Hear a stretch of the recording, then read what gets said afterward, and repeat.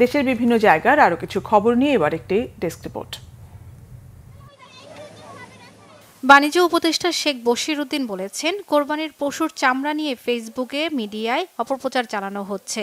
দুপুরে সাতক্ষীরার শ্যামনগরের আশালতা মাধ্যমিক বিদ্যালয়ের ৭০ বছর পূর্তি উপলক্ষে মিলন মেলা অনুষ্ঠানে যোগ দিয়ে তিনি কথা বলেন।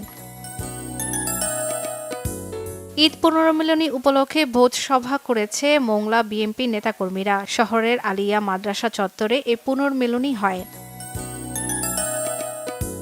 সুমি হত্যা মামলার আসামি রাসেলের জামিন বাতিলের দাবিতে মানিকগঞ্জে মানববন্ধন হয়েছে। বুনিয়াজুরি ইউনিয়নে এ কর্মসূচি পালন করেছে ভিকটিমের সদস্যরা। নাটোরের সিংড়ায় স্বাস্থ্য সেবা ক্যাম্প হয়েছে।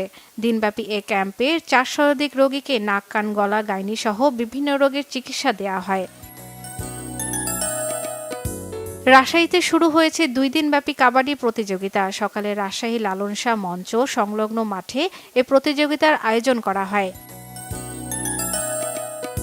কুড়িগ্রামে সেনাবাহিনীর অভিযানে নগদ অর্থ, ২টি মোবাইল ও মাদকসহ একজনকে আটক করা হয়েছে। রবিবার রাত ৮টায় এ অভিযানে নেতৃত্ব দেন সেনাবাহিনীর কর্মকর্তা ক্যাপ্টেন খালিদ। শর্মিলা কেয়া, বাংলাভিশন নিউজ ডেস্ক।